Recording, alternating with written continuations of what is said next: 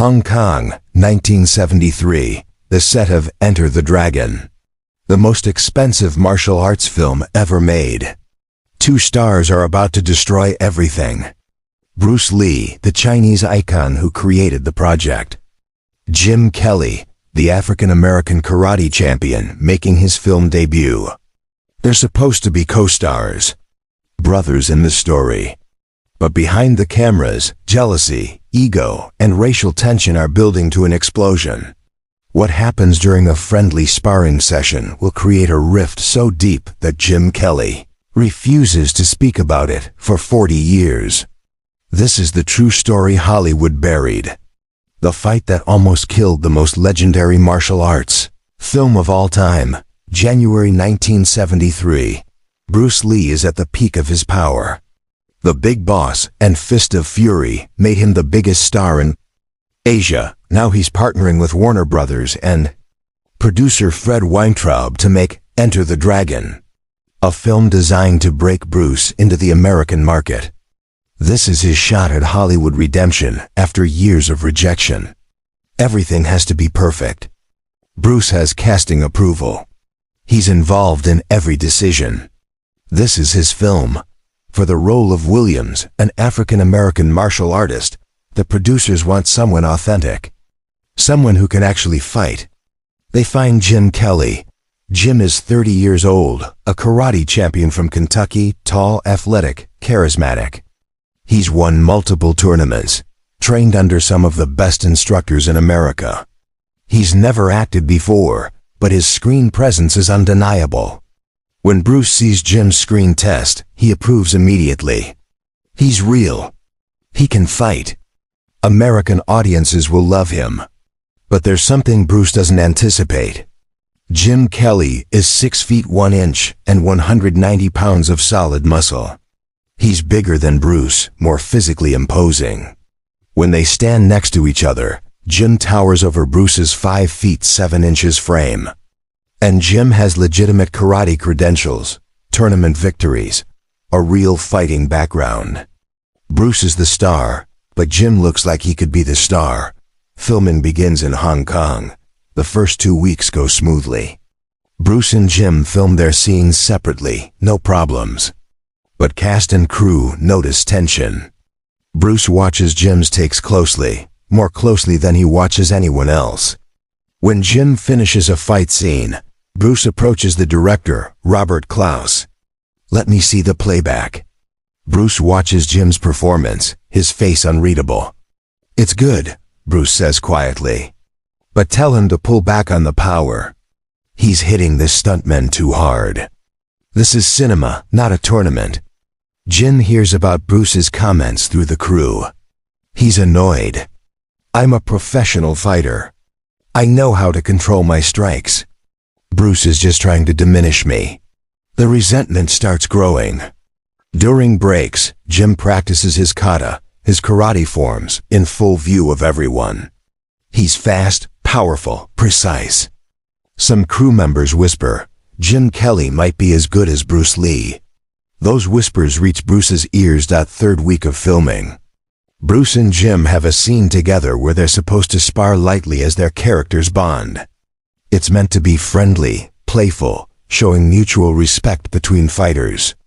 The script calls for them to exchange a few techniques, smile, and bow to each other. Simple. But Bruce has an idea. "Let's make it more realistic," Bruce tells Robert Klaus. "Let's actually spar for real, light contact. It'll look better on camera. More authentic." Jim agrees. "I'm down for that. Let's do it." But neither man is thinking about light contact. Bruce wants to establish dominance. Jim wants to prove he belongs on screen with Bruce Lee. The cameras roll. They bow to each other. Bruce takes his Jeet Kune Do stance.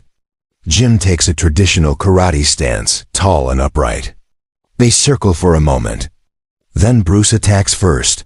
Bruce throws a straight lead punch fast. Jim blocks it easily, counters with a reverse punch aimed at Bruce's chest.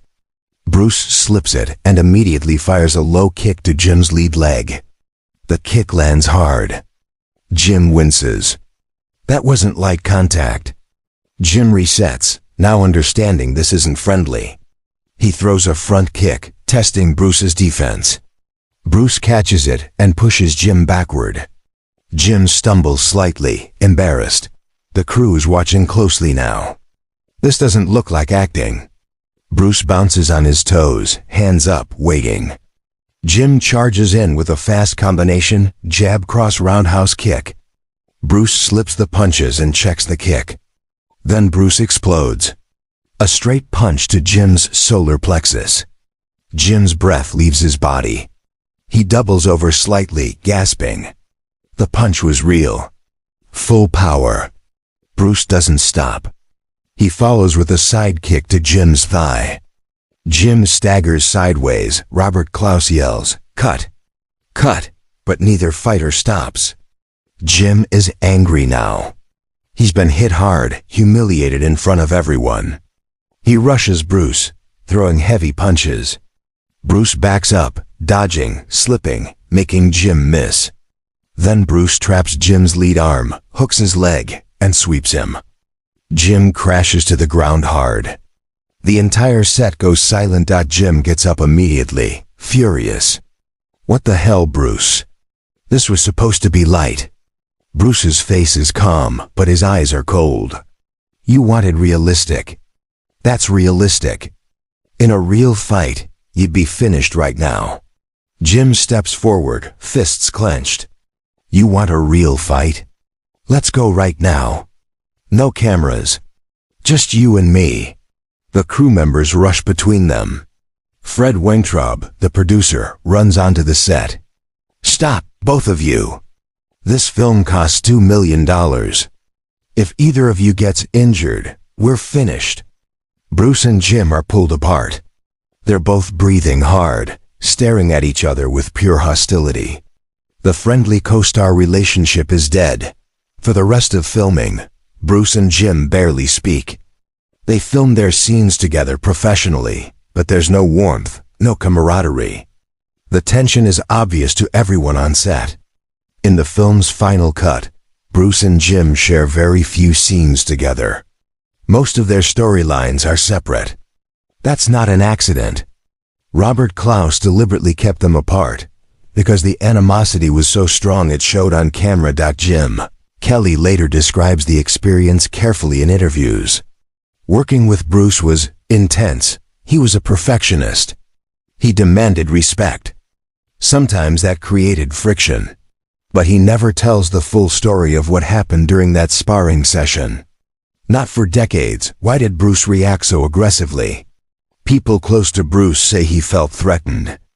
Jim Kelly was everything Hollywood wanted. Tall, muscular, charismatic, American. Bruce had fought for years to be taken seriously in Hollywood.